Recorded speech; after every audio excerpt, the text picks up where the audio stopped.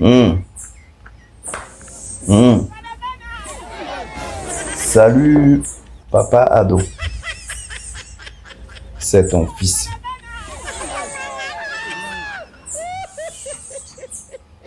Papa, il vient ce matin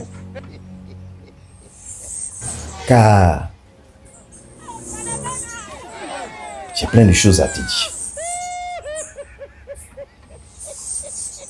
Papa, bien avant de commencer, j'aimerais te faire une petite introduction pour que tu comprennes un peu ce que je voulais dire.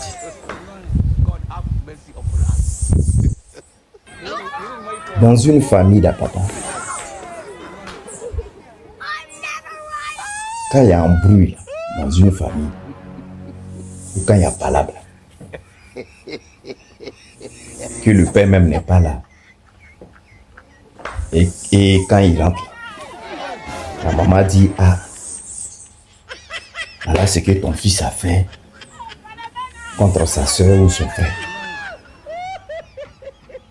Et puis c'est toi le papa là, qui prend les deux enfants, tu les appelles et puis tu leur demandes ce qui se passe.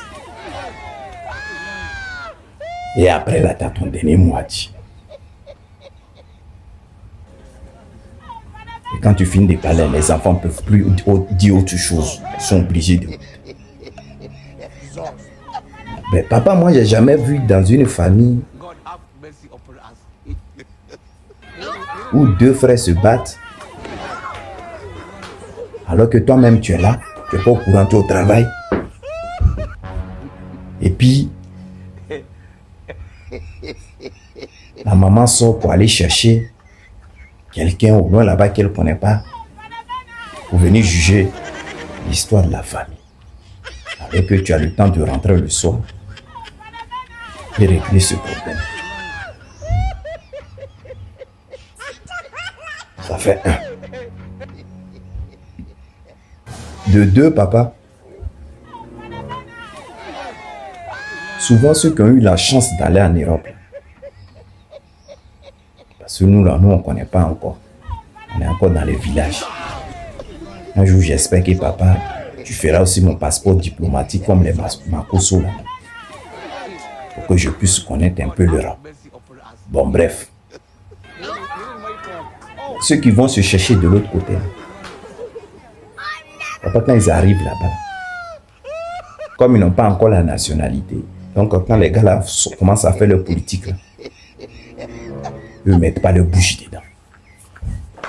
Tout ce qui leur regarde, c'est venir chercher à manger et envoyer un peu d'argent à leurs familles qui sont restées de l'autre côté. Quand même ils font politique, ils s'en foutent. Je vais parler de qui? Souvent il y a les Maliens, pas sur mon regard, il y a les Burkinabés.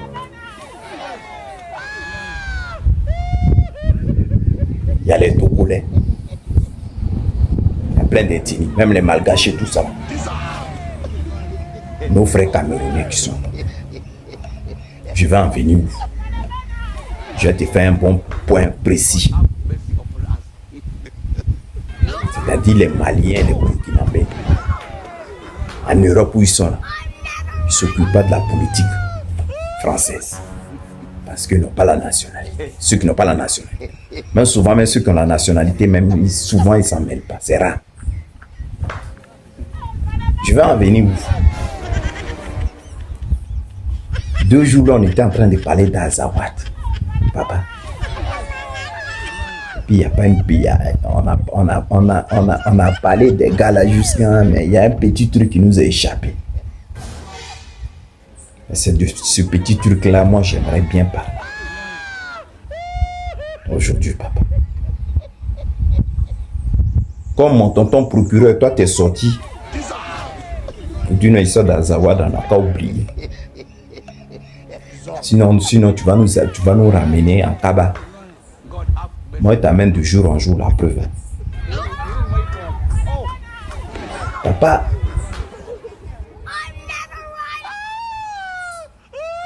les Maliens là même, que pouvoir laisser là-bas, C'est-à-dire qui étaient dans la corruption, que toi tu as récupéré, qui sont venus en Côte d'Ivoire. C'est-à-dire dans notre histoire de Côte d'Ivoire. Nous, quand on va chez eux, on ne fait pas le politique, on ne fait pas la politique malienne. Parce qu'on respecte les droits. Je ne parle pas de tous les Maliens. Je parle des Maliens là. Parmi eux, ceux qui sont rebelles, ceux qui veulent coûte à coûte qu'il y ait des choses dans le pays là, qui ont fui, qui sont venus en Côte d'Ivoire. Quand ils viennent, quand ils parlent de la Côte d'Ivoire, eux aussi se mêlent de la politique de la Côte d'Ivoire. Tu n'es pas ivoirien. Tu n'es pas ivoirien d'origine malienne. Tu es malienne. Parce que ça a chauffé là-bas et puis tu es venu ici, on t'a accueilli. Toi, tu viens ici et puis tu fais politique. De Côte d'Ivoire. Au lieu de rester à ta place. Papa, maintenant, l'enfant d'Azawad, regarde la photo qui est en haut. Regardez. Vous voyez la photo là, non? Vous voyez les gens d'Azawad là, eux tous, ils sont là. Mais il y a une go qui est parmi eux. On dit elle s'appelle Princesse Nio. C'est-à-dire avant que le Mali change là. Elle était dans une organisation comme ça. Maintenant, quand les dirigeants ont changé, ils ont commencé à mettre propre au Mali. Et qu'ils ont vu que la dame, là, pour le combat qu'elle entrait faire, c'est pas bon. Donc, elle est la fille pour venir en Côte d'Ivoire. Regardez la photo que je te parle. Regardez-la. On va continuer. Mais vous allez regarder. Elle est assise aux côtés de Azawad. Je vous mets encore une deuxième photo. Regardez. Vous voyez la photo, la dame là, on a zoomé, elle était assise à côté d'Azawad. Regardez bien la photo. On va continuer. Vous voyez la photo là. La troisième photo, vous la voyez.